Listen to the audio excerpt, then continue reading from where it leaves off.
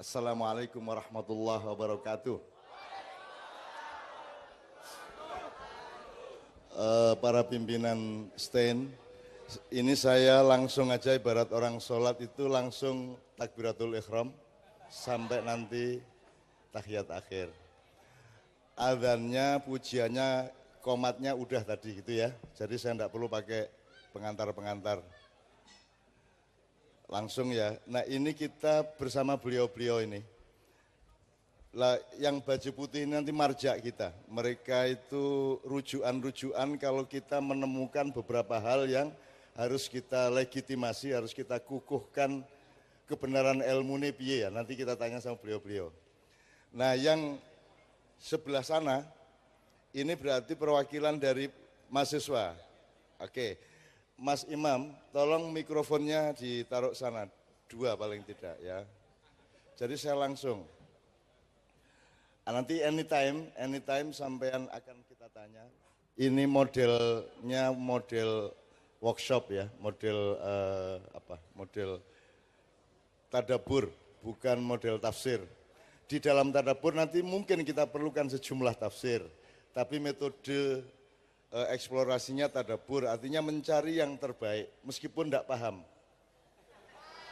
ya, tapi asal outputnya baik, membuat Anda lebih gembira, membuat Anda lebih kokoh mentalnya, membuat Anda lebih dekat kepada Allah, membuat Anda lebih cinta satu sama lain, berarti selesai masalah.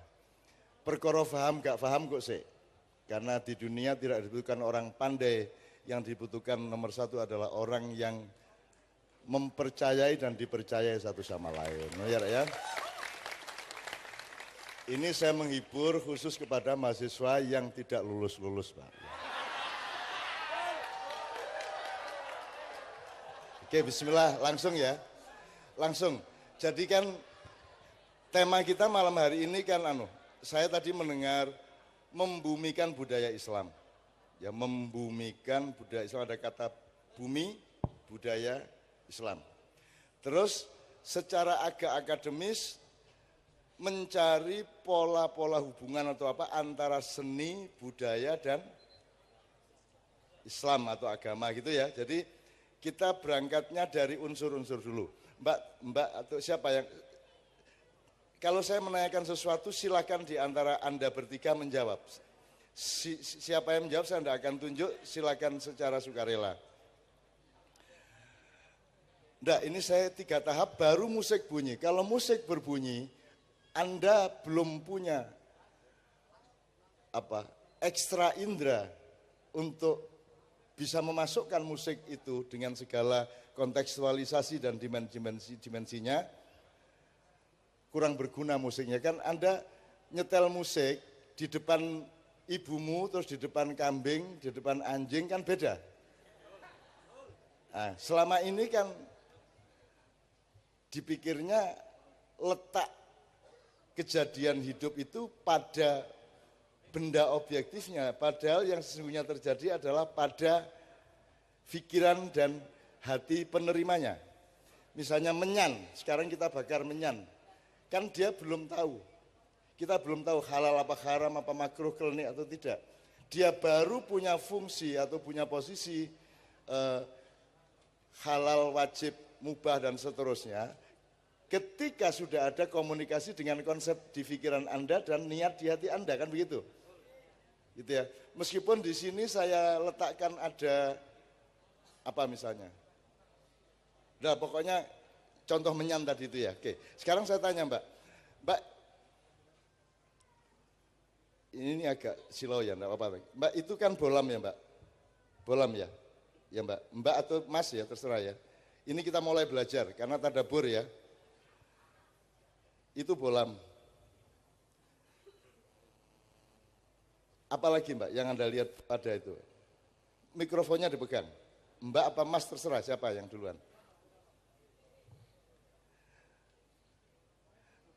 Itu bolam jelas. Gini aja, Cahaya terus. Sinar. Ya cahaya karo sinar.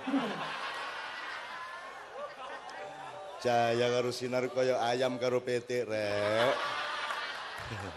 Ya enggak apa-apa. Terus lampu, cahaya. What else? Ya. Gelap. Gelap. Oke, gelap itu kan itu kan resonansi kedua. Yang akurat di sananya. Kaca bagian dari bolam, apalagi? Ya.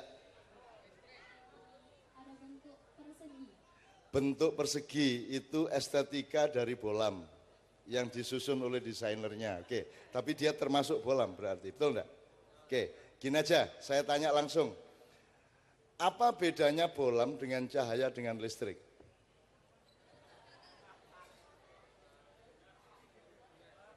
Ya. Hubungannya ya? Ya. Listrik adalah yang mengaliri bolam dan kemudian memancarkan cahaya. Jadi bolam ini adalah perantara dari listrik dan cahaya. Meskipun ada bolam, kalau tidak ada listrik menyala apa tidak? Tidak nyala. Tidak nyala. Ketiganya harus berhubungan dan berkaitan. Loh, wes. Dah ini sudah layak lamar. Terus enak ya, San. Sip. Oke, bagus. Jadi sudah mengerti ya, ini sebuah pola persepsi, sebuah cara pandang, dan Anda sudah memilah terminologinya gitu ya. Oke, sekarang gini. Kalau saya gambar, sekarang kita agak abstrak. Kalau tadi kan ada seni, budaya, Islam, bumi, ya. Sekarang kalau saya di sini ada bulatan Islam, misalnya ya, Islam. Faktornya apa saja? Yang primer, jangan yang sekunder. Faktor primernya apa saja? Kue gambar ki Islam, bulatan. Terus di dalam bulatan ini yang terpenting untuk menjadi Islam itu apa saja faktornya? Ya, silakan Mbak. Syariat. Syariat BNI apa Mandiri? Jadi hukum-hukum dalam Islam yang sebagai landasan. Oke, sudah. Itu toh. Terus, ya. Tambahan mungkin akidah harus ada. Akidah termasuk dialektis sama syariat apa tidak? Ada hubungannya. Bagian dari syariat apa tidak? Akidah itu kan masih iya Pak, berhubungan. Ya, jadi tidak usah ngomong kaki dan jempol. Nek kaki mesti ono jempole, nek jempol mesti kaki meskipun juga ada di tangan. Oke, coba diulang mas, diulang mas. Ini Islam. Kalau Anda ngomong Islam itu sebut 5 kata yang paling primer untuk bisa disebut Islam. 5 aja. Ayo mas. Ya. Syahadat, sholat, puasa, haji, zakat. Oke, enggak apa-apa. Kalau menurut orang Madura itu Pancasila, Pak. Pancasila, 1, syahadat, 2, salat, gitu kan. Wis gak apa-apa. Ini Anda bisa membaca lingkup perhatiannya masing-masing. Yang di sana lingkupnya tadi pokoknya langsung ke syariat. Kiri kanannya, depan belakangnya dia enggak inget. Kan gitu kan? Sekarang saya tanya, syariat siapa maksudnya? Mbak, syariat siapa apa syariat apa? Iya, syariat yang berdasarkan dengan Al-Quran dan hadis. Oke, syariat sumbernya, mata airnya Quran dan hadis. Yang bikin Quran hadis, yang bikin Quran siapa, yang bikin hadis siapa? Ya? Iya, kalau Al-Quran kan itu langsung dari sumbernya dari Allah Subhanahu wa Ta'ala. Sedangkan hadis itu kan dari Nabi. Lebih penting mana Allah sama syariat? Allah Subhanahu wa Ta'ala. Kenapa tidak kamu sebut Allah sebagai faktor primer? Kenapa kamu sebut syariat? Sing kok keplok iki apa? Kowe jangan menikmati anu to wajahe to. Ya, ngerti aku. Alah cah-cah ijan. Buktine sing wedok ora keplok lho, sing keplok sing lanang-lanang. Oke. Gini Mbak. Quran itu subjek apa predikat? Dia fa'il apa nek alat ya apa? Nih, gini aja. Faktor tadi saya ganti subjek. Di dalam Islam subjek utamanya siapa saja? Pelakunya, jadi bukan alatnya, bukan nilainya, bukan pelakunya, fa'il. Maf'ulnya nanti, man. Pelaku utamanya itu siapa? Islam itu. Manusia. Manusia, oke. Tapi kan manusia kan tahap setelah Allah kasih Islam. Jadi pelaku yang paling awal. Allah Subhanahu wa Ta'ala sendiri. Apakah Allah langsung ke Anda atau lewat seseorang? Lewat malaikat Jibril dulu, habis itu Nabi Muhammad SAW. Oke, kenapa enggak kamu sebut tadi? Kenapa kamu lupa sama subjeknya? Kenapa kamu cuma ingat alat-alatnya? Syariat itu kan cuman juklak, juknis, ya toh? Gue meng undang-undang. Kenapa kamu tidak ingat yang bikin undang-undang dan seterusnya ya? Jadi sekarang gini, wes tak persempit lagi, wes oke, Allah, Jibril, Rasulullah, Quran, Islam, syariat sampai ke kita, gitu ya kira-kira ya. Meskipun ini boleh ada detail lain. Sekarang saya persempit lagi dikit. Subjek utamanya manusia, oke? Dari seluruh yang dimiliki manusia, siapa yang paling bekerja untuk supaya manusia jadi subjek? Ayo deh, langsung. Dengan hati. Hati, benar. Oke. Ada yang lain? Oke. Apa Mak? Hati. Apakah hatimu bisa berpikir? Ya, jadi antara hati dan akal itu saling bertautan. Ya, tapi kan fungsinya berbeda. Oke. Yang memilih yang mengukur kain untuk dipotong menjadi rokmu itu pikiran apa hati? Pikiran. Oke. Jadi yang punya kehendak pikiran apa hati? Yang punya kehendak itu dari hati, tapi kita pikir dulu. Hati punya kehendak, terus nyuruh pikiran untuk meregulasi, betul enggak? Hatimu seneng sama cowok itu, terus, wah, betul gayamu, rumah sana deh, yo enggak mau ya sama dia Mbak ya? Dan apa karo kaya ayune kaya ngene kuwi wajan. Ya aja banget kaya. Ya tahu diri lah sedikit apa. Apa meneh kalung-kalung sarung jangan kawin sama laki-laki yang kalung-kalung sarung ya. Oke. Gini Mbak, udah. Ini nanti ini pintu untuk kita pelajari lagi lebih lanjut tapi sekarang ini cuma singkat aja supaya nanti kita masuk musik Kiai Kanjeng kita mulai lebih tahu. Oke. Hati ini yang punya kehendak. Kamu seneng sama seseorang. Terus hatimu yang senang itu bilang sama pikiran, kamu selidiki nasabnya, betul enggak? Ketaatan beragamanya, kuliahnya sudah berapa tahun enggak lulus.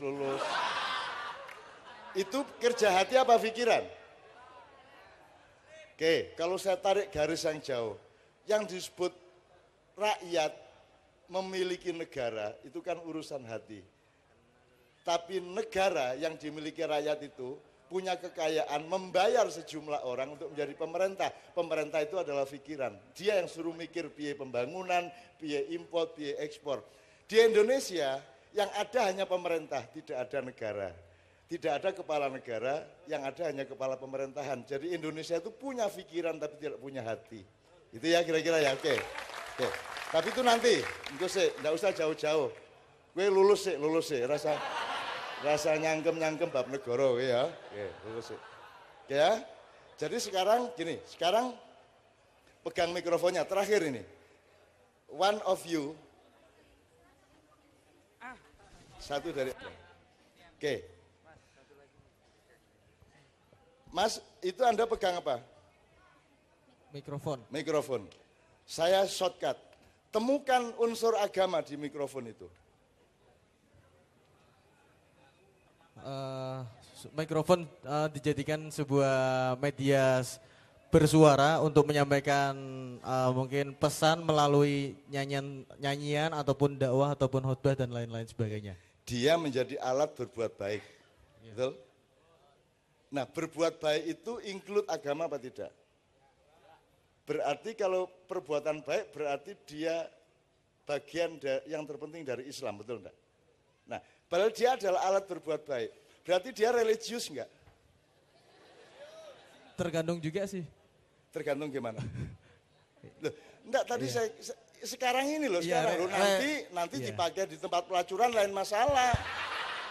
Sekarang religius. Iya. Nah, jadi ternyata mikrofon ini urusan agama apa bukan? Agama. Jadi sekarang sebelum Kiai Kanjeng, nanti tolong. Nah, itu ada kacang, ada pisang. Ya, kalau ada Sohibul Bait menyuguhi makanan-makanan seperti itu terus tidak ada kopinya,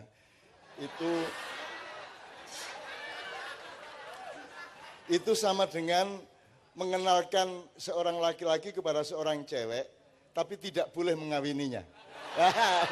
Kurang ajar nih jenenge. Oke, tapi saya ingin Anda tepuk tangan untuk mereka bertiga. Ya, sip. Udah, kita sudah jalan. Oke. Kiai Kanjeng tolong siap ya. Jadi sekarang ini kan orang bingung budaya mana, seni mana, agama mana, iki bid'ah, kayak bid'ah gitu ya, segala macam udah enggak karu-karuan. Anda sholat misalnya, Allahu Akbar. Gerakan sholat ini kan enggak mungkin ciptaan manusia. Ya toh? Itu dahsyat loh Pak. Kok ono ide ngene gitu.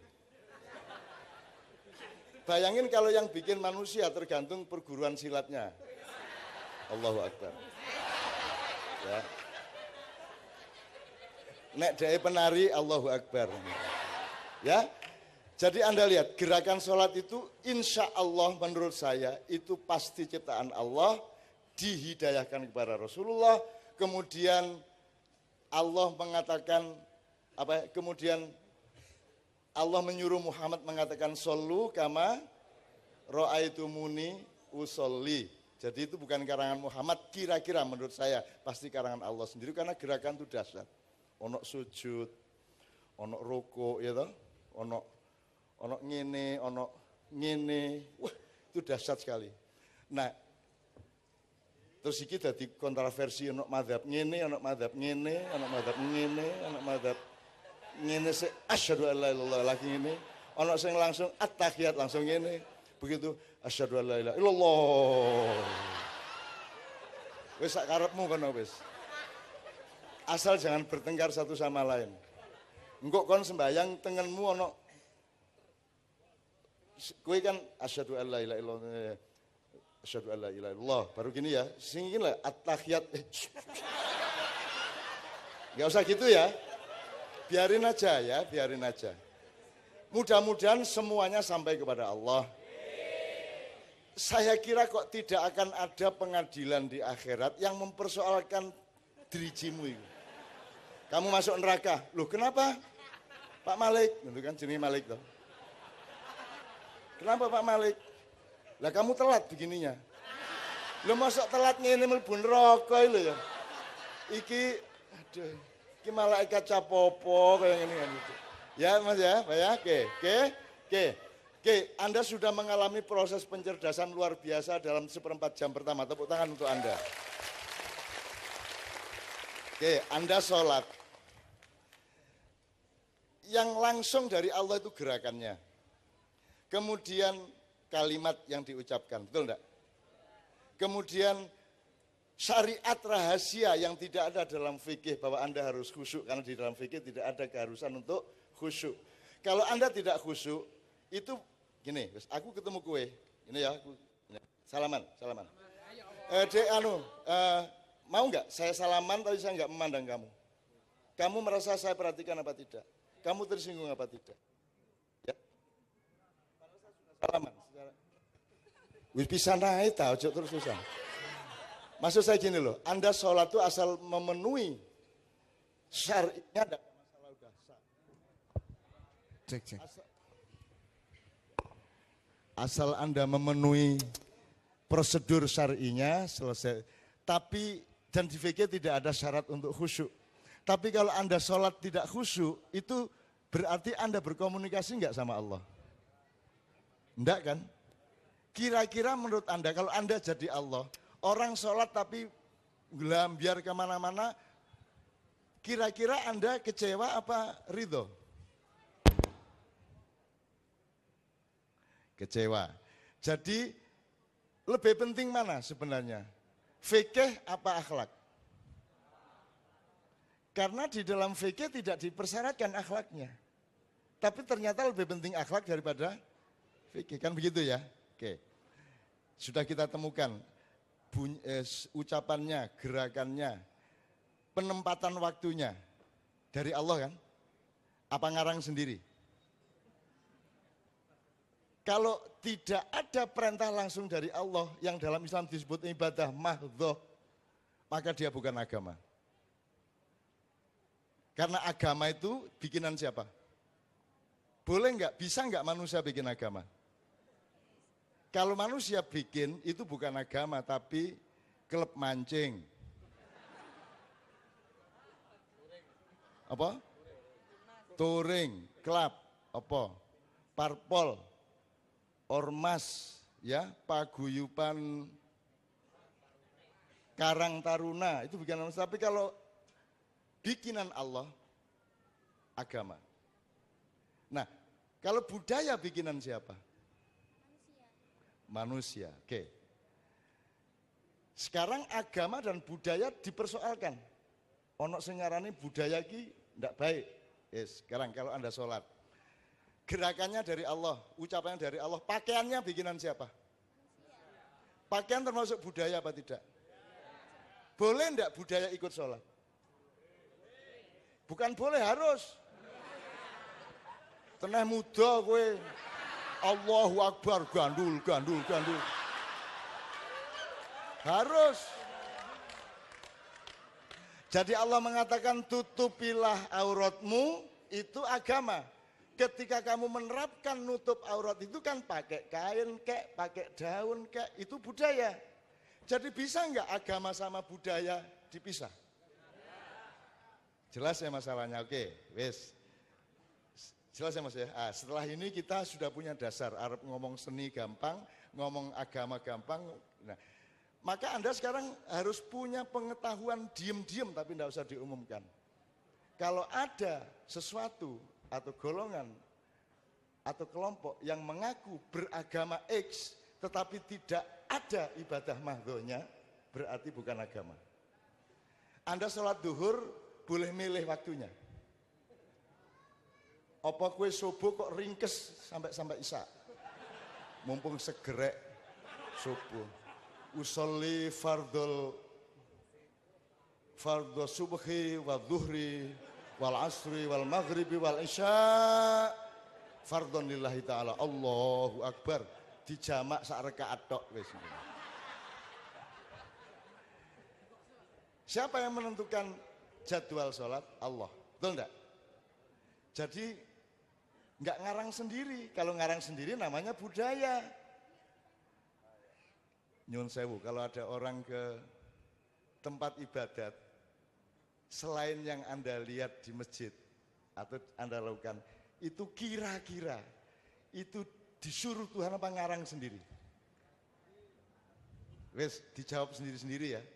Saya tidak ingin mentidakkan siapapun, saya tidak ingin mengecam siapapun, tapi Anda tidak boleh kehilangan keyakinan bahwa agama adalah Allah yang kasih nama, Allah yang kasih aturan dasar. Ada mahdhoh, ada muamalah. Terakhir, mahdhoh, ibadah mahdhoh adalah, kalau pakai filosofi gini, mahdhoh adalah jangan lakukan apapun kecuali yang diperintahkan. Ada di usul fikih. Muamalah adalah lakukan apa saja kecuali yang aku larang. Betul enggak? Betul enggak? Orang mengatakan, kalau memang ada tuntunannya Maulid Nabi itu, saya bayar berapa saja. Marah dia, kenapa ada Maulid Nabi, ada Isra Mi'raj gitu ya. Nabi sendiri tidak pernah ulang tahun, kita ngulang tahunin Nabi. Ya masa Nabi panjang umurnya, apa ya enggak lah. Ya enggak lah rek ya. Kita yang berinisiatif, kita yang mencintai, maka kita merayakannya, tidak ada masalah. Wong kita punya kucing diulang tahunnya gak apa-apa kok. Ya toh Mas? Saya ingin aku itu loh, walang loh dek, hijau itu loh. Saya sangat sayang sama walang waktu kecil. Ketika dia meninggal tak kubur dan tak talkin. Lho piye iku? Dosa apa aku? Ya paling malaikat datang, iki bocah ngopo ya. Ini lah era elek tuh ya kuwi. Kan saya menghormati dan mencintai makhluk Allah gitu loh. Jadi tidak semua harus dengan tuntunan. Apakah ada tuntunannya pengajian seperti ini? Kan tidak ada. Apa ada tuntunannya? Mana ayatnya untuk bikin stain? Stain. Aku rodok barat re. Kalau pakai grammar, English grammar kan stain gitu. Nek kue wong desa stain gitu. Kalau bersaudara ndak apa-apa ejek-ejekan gitu-gitu ya untuk menutupi saya apa namanya? Oh sudah ada kopinya sudah. Oke. Jadi sekarang gini, sudah ngerti ibadah mahdhoh, sudah ngerti ibadah muamalah, beres ya orang stain kok gitu. Sudah beres berarti. Jadi kalau ada yang menanyakan, kenapa kamu bikin Maulid Nabi? Oh nggak ada tuntunannya, nggak ada hadisnya, nggak ada ayatnya. Kalau memang ada tuntunannya tak biayai berapa saja. Nah kamu jawab. Kalau ada larangannya, tak bunuh yang bikin Maulid Nabi. Ya tak? Tak untir gulune, tak keplek no, ndek jaga, gitu.